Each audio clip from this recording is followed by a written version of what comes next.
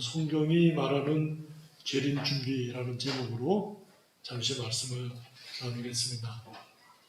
여기 베드로후서 3장 8절에 보면 사랑하는 자들아 주께는 하루가 천년 같고 천년이 하루 같다는 이 한 가지를 잊지 말라. 그래서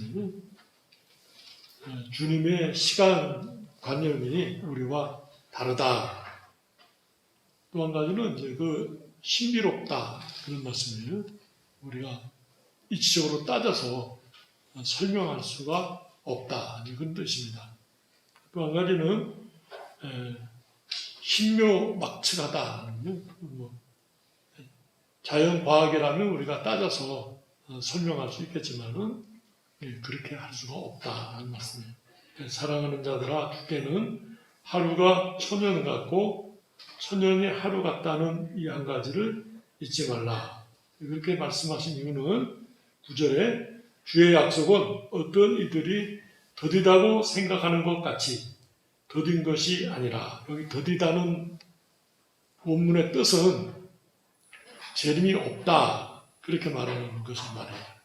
더디다는 것이 늦다는 뜻이 아니고 없다 그런 뜻이에요. 어떤 이들이 주님의 재림이 없다고 생각하는 것 같이 없는 것이 아니다. 오직 주께서는 너희를 대하여 오래 참으사 아무도 멸망하지 아니하고 다 회개하게 이르기를 원하시느니라. 그래서 재림이 이렇게 당장 일어나지 않는 것 같이 보이지만은 그런 말씀이에요. 10절에 그러나 주의 날이 도둑같이 오리니, 도둑같이 온다는 말씀은 오른다 하는 거예요. 오실 때가 그날에는 하늘이 큰 소리로 떠나가고 물질이 뜨거운 물에 풀어지고 땅과 그 중에 있는 모든 일이 드러나리로다. 드러나리로다 앞에 가로치고 1번 써놨는데 오른쪽 밑에 보면 어떤 사본에 타지리라.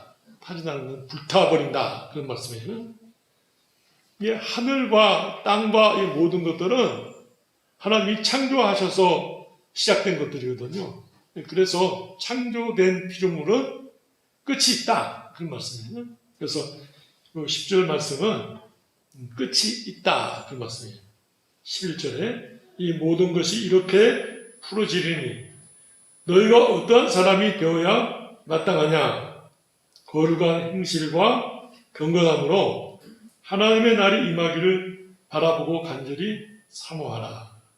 다시 앞으로 가면 9절에 어떤 이들이 더디다고 생각하는 것 같이 더딘 것이 아니라 너희가 어떠한 사람이 되어야 마땅하냐. 거룩한 행실과 경건함으로 하나님의 날이 임하기를 바라보고 간절히 사모하라. 그날에 하늘이 불에 타서 풀어지고 물질이 뜨거운 물에 녹아지려니와 우리는 그의 약속대로 의가 있는 곳인 새하늘과 새 땅을 바라보도다. 그러므로 사랑하는 자들아 너희가 이것을 바라보다니 주님의 재림을 사모하며 기다리노니 주 앞에서 점도 없고 흠도 없이, 점이나 흠은 죄와 연약성을 가리켜요. 평강 가운데서 나타나기를 힘쓰라. 평강 가운데서라는 것은 주님을 영접함으로 하나님의 은혜 가운데 경고케 서라 그 말씀이에요. 설교 요약을 보시면 첫 번째 주님의 재림에 대한 신자들의 바른 태도를 요구하심. 바른 태도라는 것은 주님의 시간 관념은 신비롭다 하는 것이고요. 동그라미 두 번째는 부지런히 주님을 섬기라 말씀이에요. 그리고 문 밖에 박부한 듯이 생각하고 빌립보서 4장 5절, 야고보서 5장 8절 9절 말씀이에요. 그 영광을 느끼라 그 말씀이에요. 주님의 재림을 사모하면서 주님이 가져다 주실 그 영광을 또 그 은혜를 사모하면서 기다리라 말씀이에요. 동그라미 세 번째는 만물에 대한 심판이 없을 듯이 오랜 세월 동안 고요히 내려오는 이유는 하나님의 긍휼이 커서 할 수 있는 대로 많은 사람들의 회개함을 기다리시는 까닭이다. 9절에 아무도 멸망하지 아니하고 다 회개하기 이르기를 원하시느니라는 말씀은 택함 받지 못한 사람들도 구원받는다는 뜻이 아니라 택함 받은 자들에게 대한 소원을 가리키는 말씀이에요. 그래서 이 말씀은 많은 사람들의 회개를 기다리시는데 그 많은 사람들의 해당 사항이 택한 자들에 대한 회개를 가리키는 말씀입니다. 택하지 않은 자들을 포함한 말씀이 아니다. 한 말씀이에요. 큰 두 번째로 주님의 재림의 시기는 모른다. 마태복음 24장 36절을 한번 찾아보겠습니다. 신약성경 마태복음 24장. 그리고 24장 전체가 주님의 재림에 대해서 예수님께서 말씀하신 내용이에요. 그 중에 36절 말씀, 신약성경 42페이지입니다. 그러나 그 날과 그 때는 아무도 모른다. 하늘의 천사들도 모른다. 아들도 모른다. 이 아들은 예수 그리스도십니다. 오직 아버지만 아시느니라. 여기 그날과 그 때는 아무도 모르나니 하늘의 천사들도 아들도 모르고 오직 아버지만 아시느니라. 오늘날 누가 안다 그럴 때 안다 말하는 사람은 우리 성경에 비춰보면 거짓말하는 자죠. 모르는데 안다 하는 것이고 또 안다고 하는 그것을 추적해보면 아무 근거가 없는 것이에요. 나중에 네 번째 가서 설명을 하겠습니다. 여기 주의 날이 도적같이 온다 하는 것은 알 수 없게 임한다 그런 말씀인데 우리의 자세는 24장 42절 마태복음 24장 42절 보면 그러므로 깨어있으라 어느 날에 너희 주가 임할런지 너희가 알지 못함이니라. 열천을 비유해서 등과 기름을 준비하고 다 졸며 잤다 그렇게 썼어요. 다 졸며 잤다는 것은 시대적으로 신앙이 약해져서 무력해졌다 그 말씀이에요. 그러나 등과 기름을 준비한 사람들은 주님이 오셨을 때 깨어 일어나서 주님을 영접했거든요. 그래서 우리가 주님 앞에 준비된 신부로서 교회의 바른 자세를 가지라 그 말씀이에요. 큰 세 번째, 주님의 재림에 대한 신자들의 바른 태도. 첫째, 거룩하고 경건함으로 그날을 사모하라. 두 번째, 주님의 재림에 대한 바울 서신을 신중히 생각할 것. 바울 서신은 이제 신약시대 성경을 가르쳐요. 성경 말씀을 묵상하고 또 연구하고 알아서 네 번째 말씀, 세 번째 말씀과 같이 동그라미 세 번째, 그리스도와 그를 아는 지식에서 자라나야 된다. 신앙의 성장을 이루라. 네 번째, 그 소망에 합당한 생활을 가지라. 재림 앞에, 재림할 때 점도 없고 흠 없이 주님 앞에 설 수 있도록 준비하라. 네 번째는 이단들이 말하는 종말론이에요. 이제 첫째는 시한부 종말론이에요. 시한부 종말론이라는 건 뭐냐면 날을 정해요. 2020년 8월 5일 그렇게 정해놓고는 교주가 말한 날이니까 믿으라 이렇게 강조해요. 장로님 밖에 나가 계시겠네. 누가 하나 왔다 갔다 하는데 들어오지 못하게 해주세요. 빨리 나가세요. 장로님 서두르세요. 이제 날을 정하고 그 날 정한 것을 믿도록 강요해요. 그래서 흰옷을 입고 어느 한 장소에 모여서 그 날에 대해서 이제 믿으니까 기다리죠. 가족 관계도 끊어지고 모든 사업과 일하던 것들을 다 이렇게 패하고는 기다리죠. 대표적인 단체가 다미선교회라고 추적 TV에서도 조사하고 나왔던 적이 있어요. 그 근래에는 하나님의 교회라고 해서 안식교에서 나온 제7일 안식교 등록 이단인데 이단에서 나온 이단이에요. 하나님의 교회가. 안상홍이라는 사람이 교주인데 서귀포에도 많아요. 네, 하도 이 이단이에요. 어떤 특정한 날을 정해서 주님이 재림한다. 그거는 사회적 많은 문제를 야기시키고 일으켜요. 또 임박하다 그러니까 거기에 대해서 집중해서 몰두하죠. 그 현대 종교라고 하는 이단에 대한 정통한 글을 쓰는 잡지 내용을 보면 교주는 그때 성도들의 돈을 다 받아서 미래를 위해서 땅 사고 이래가지고 교단으로는 어마어마하게 부자가 됐다 하는 기록을 봤어요. 성도들은 그날 재림할 거니까 재산이나 이런 것들이 필요 없다 생각하고는 또 그렇게 강요하니까 다 팔아서 교회에다가 바쳤는데 교주는 그 돈을 가지고 주식 투자도 하고 땅 투자도 하고 이래가지고 그 재림한다는 어느 날 이후에 만료가 되는 어떤 그 채권들을 다 사서 큰 돈을 모았다 하는 기록이 현대종교 2016년 5월달 기록에 나와 있어요. 옳지 않은 것이죠. 여기 시한부 종말로는 성경에서 말한 적이 없어. 몇 월, 몇 년, 몇 월, 며칠에 온다. 그렇지 않다는. 또 한 가지는 이 재림은 누구만 아는 것이 아니에요. 하나님을 믿는 사람이나 믿지 않는 사람이나 똑같이 목격하게 돼요.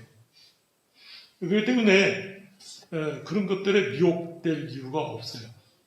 나 모르게 주님이 재림하지 않으세요.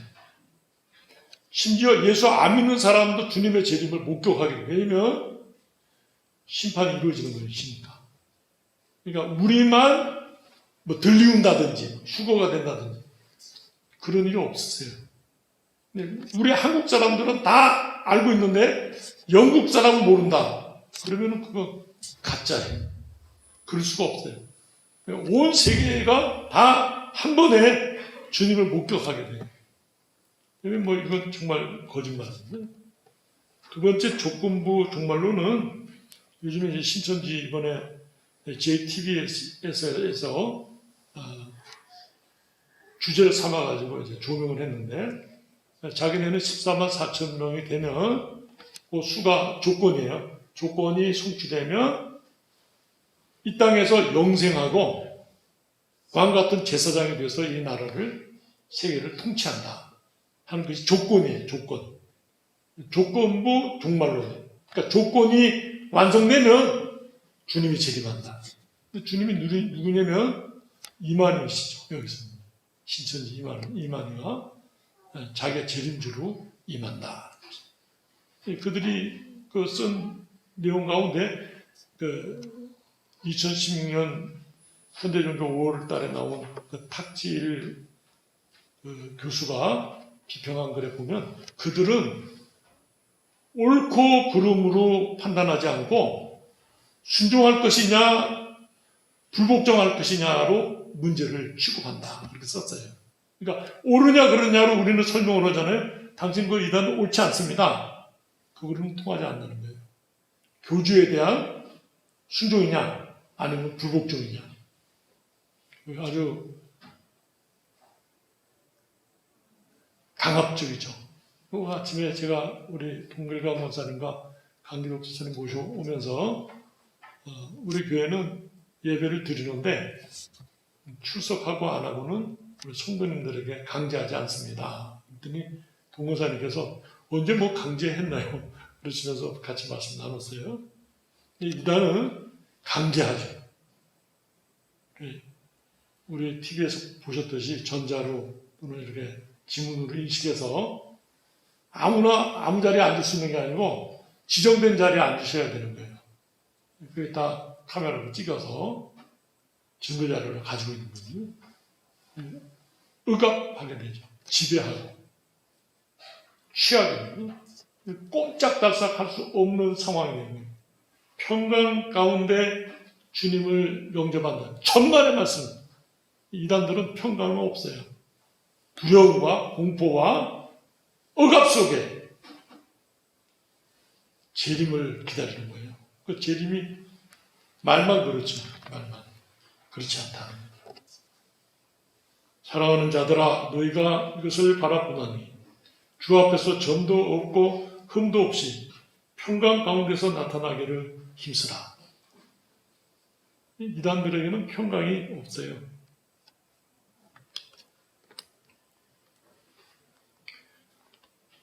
지배하고 억압하게 하나님 말씀을 대적하고 의심을 품게 하고 당연한 진리를 뒤집어서 교주의 뜻을 따라서 행하도록 하죠. 처음 설득당하면 그 다음에는 그냥 먹고 들어가는 거예요. 반대할 수 없도록 입을 막고 공포를 조성하게 됩니다. 우리가 이단을 경계해야 되겠어요. 특별히 옛날 이단도 많지만 새로 나온 이단들이 많아서 다시 책을 읽어야 될 것 같아서 제가 여러 권을 주문을 했어요. 책이 오면 좀 더 읽고 좀 구체적으로 제가 교육을 해야 되겠다 필요성을 가집니다. 성도님들도 하나님 말씀을 바로 알고 그리고 어려운 말씀들이 아니에요. 그 이단들은 막 그걸 꼬아서 자기들의 논리에 맞추려니까 어려워지는데 성령은 진리가 이렇게 다 드러나 있거든요. 성령께서 저희들의 마음을 감동해서 가르쳐 주시기 때문에 아주 명약 단아해요. 아주 깨끗하고 맑아요. 그래서 지식이 없지만 제가 이건 아니다 이런 생각이 드는 거는 성령께서 터치하시는 거예요. 간섭하시는 거예요. 그래서 그럴 때는 누가 미혹할 때 대화하지 않는 것이 피하는 것이 상책이에요. 대화 나누어서 유익할 것이 없어요. 그들은 옳고 그름을 따지는 것이 아니고 교주에 대한 충성으로 말하는 것이기 때문에 논리를 설득할 수가 없다 이렇게 말할 수 있겠어요. 진리가 아니면 버리라. 예를 들면 하와에게 뱀이 와서 동산나무의 모든 실과를 먹지 말라 하시더냐. 여자가 말하기를 동산 중앙에 있는 나무의 실과를 먹으면 죽을까 하노라. 그러니 마귀가 죽지 않는다. 내가 하나님과 같이 된다. 그랬더니 여자가 그 나무를 보고서 따먹었다. 하나님의 말씀에 대해서 뒤집어버리는 거예요. 하나님 말씀을 부정하게 만들고 의심하게 만들고 거역하게 만들고 예수님에게도 와서 시험할 때 그 높은 데서 뛰어내려라. 시편 90편에 천사가 너희들을 붙들어서 해를 당하지 않게 하겠다. 주 너의 하나님을 또 기록되었을 때 주 너의 하나님을 시험치 말라. 하나님을 시험하는 일이다. 마귀는 그렇게 하나님 말씀을 가지고도 시험을 나요. 그럴 때 이겨나가라. 그게 중요하죠.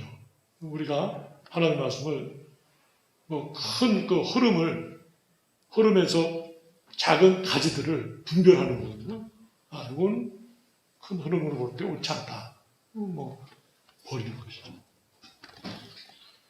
우리가 TV나 인터넷이나 이 기계에 속을 다 알아서 TV를 보고 인터넷을 사용하는 건 아니거든요.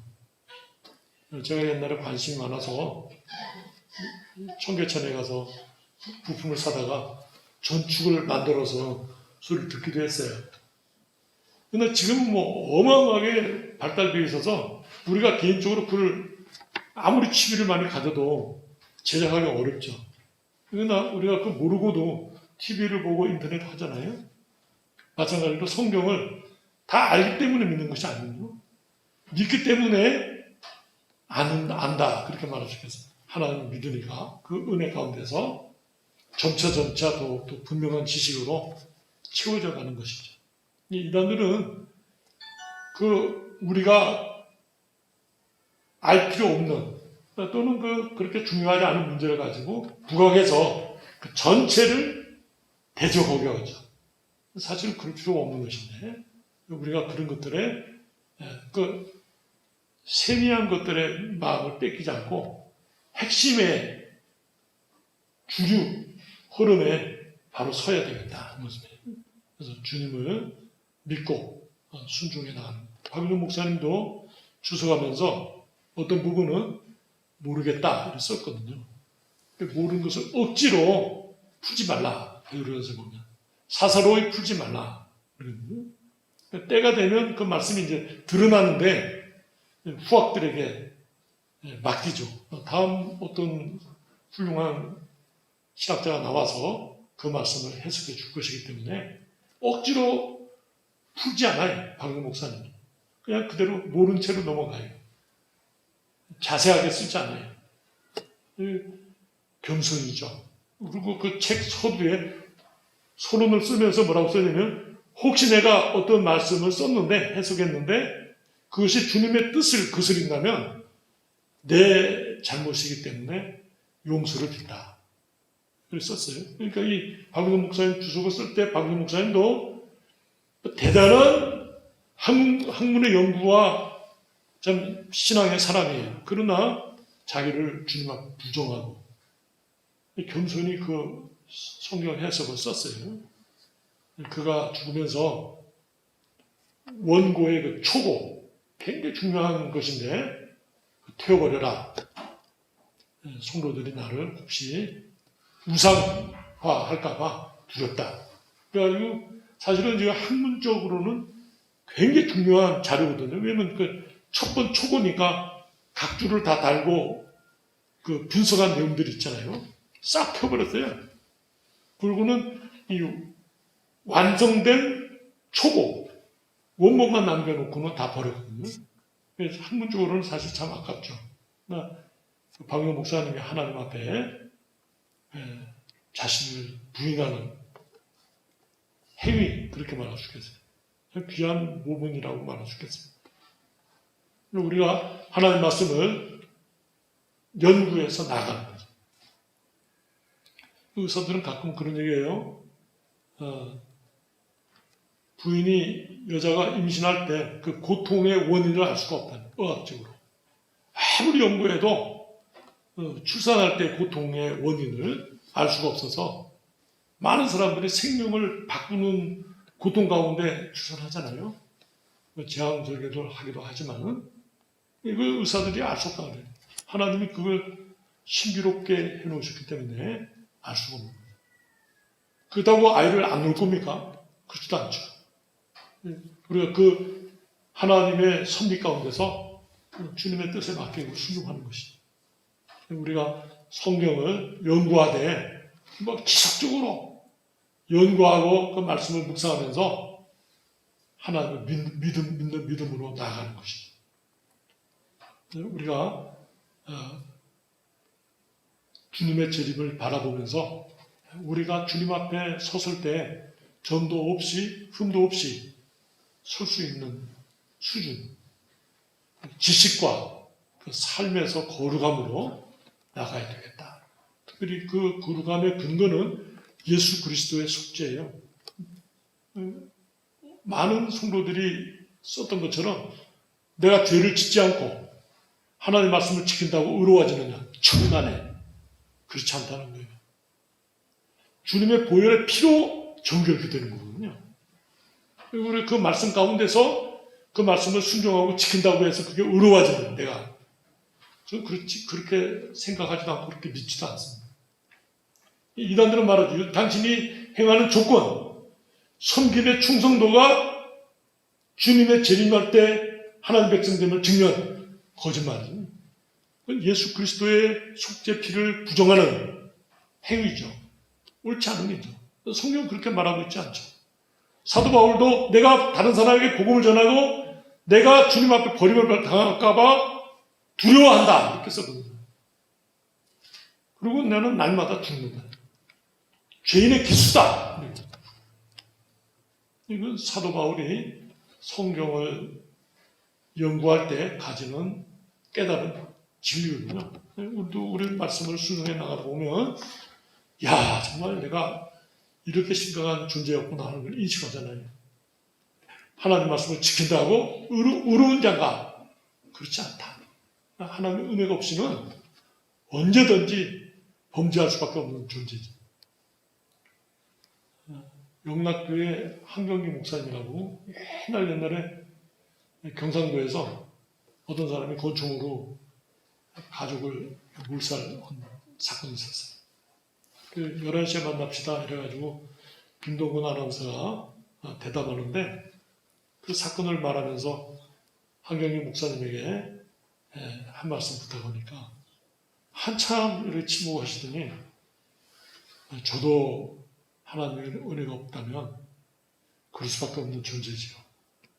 그 말씀 기억이 나요. 하나님은 우리에게 은혜를 주시고 권고하시니까 하나님의 백성 같고 목사 같고 성도 같고 그런 거예요. 그 은혜가 없다면